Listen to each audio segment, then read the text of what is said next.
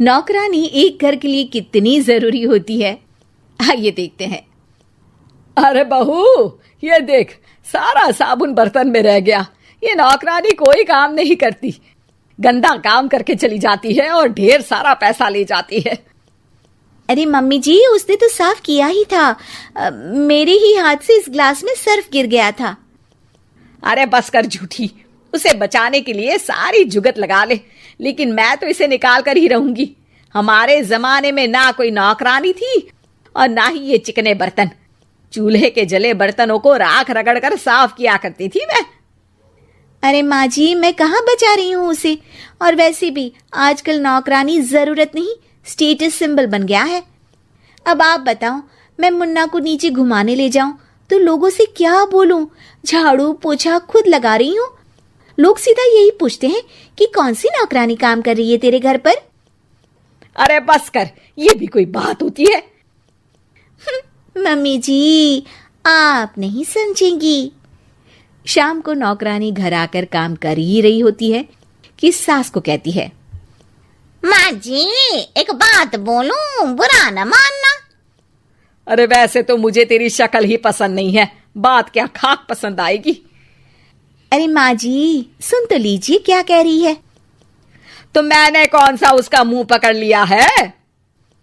अरे माँ जी, वो लाल साड़ी पहनती हो ना पहना करो।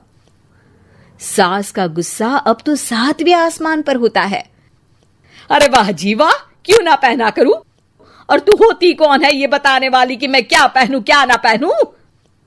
अरे माँ जी, पूरी बात तो सुन लो, वो बोलना क्या चाह रही है।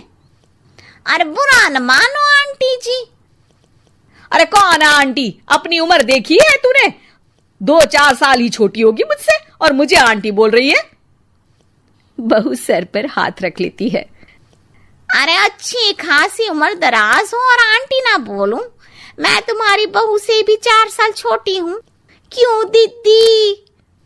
बोलती भी क्या, एक तरफ सास यानी पति की माँ, तो दूसरी तरफ नौकरानी जिसके बिना घर का काम नहीं चल सकता। वो दरअसल माँ जी की शादी भी बहुत जल्दी हो गई थी ना। अच्छा ये झगड़ा छोड़ो, ये बताओ तुम माँ जी को लाल साड़ी पहनने से क्यों मना कर रही हो? वो ना, इनकी उम्र की सारी औरतें सोसाइटी में इनके लिए बात करती हैं कि तुम्हारी सास बुढ़ी घोड़ी लाल लगाम है। बहू को ये सुनकर गुस्सा आ जाता है। अरे वाह वाह, कौन बोलता है जी? खुद क्या है यहाँ की औरतें, बाल सफेद लेकिन टाइट जींस और कोई कुछ भी पहने। अरे पहनना हमारा निजी हक है, किसी को कुछ हक नहीं बनता कि वो मेरी सास के लिए कुछ बोले। मैं आज ही जाकर माँ जी के लिए लाल जींस लेकर आऊंगी, फिर देखो कोई क्या बोलता है। अरे चुप लाल जींस। अरे सुन नौकरानी की बच्ची, जाकर बोल दे उन लोगों से कि उन लोगों की तरह मैं उड़ती नहीं फिरती हूँ घर बार छोड़कर। अपने बच्चों और नाती पोतों में मन लगाती हूँ, ना कि सारा दिन ताश के पत्तों में आंख गड़ाकर 3 पत्ती खेलूं। नौकरानी वहां से चली जाती है। वैसे बहू, नौकरानी के क्या फायदे हैं ये तो पता नहीं, लेकिन सबसे अच्छा तो ये कि पता चल जाता है कि कौन किसके लिए क्या बोल रहा है। सोसाइटी में तेरा नौकरानी रखने का इरादा बिल्कुल ठीक था। अगले दिन उन लोगों के घर की बेल बजती है। बहू दरवाजा खोलती है कि सामने कुछ औरतें खड़ी होती हैं। अरे बहू, कहाँ है तेरी सास? बुला जरा। अरे बहन जी, आप सारी एक साथ आइए आइए, कैसे आना हुआ? अरे 3 पत्ते खेलने आई हैं, क्यों खेलोगी? क्यों नहीं, वैसे भी बड़े दिन हो गए, एंटरटेनमेंट हुआ नहीं। बहू जा जाकर पकोड़े तो बना ला। अरे बस करिए, आगे कुछ पीछे कुछ। वैसे तो कहती है कि परिवार पर ध्यान देती है, हमारी तरह 3 पत्तियां नहीं खेलती। हमने कौन सा परिवार छोड़ दिया? सास सक पका जाती है। अब ये किसने कहा? मैं तो कहती हूँ कि मैं भी थोड़ा बाहर निकलूं। आपने ही तो कमला नौकरानी से ये सारी बात की थी।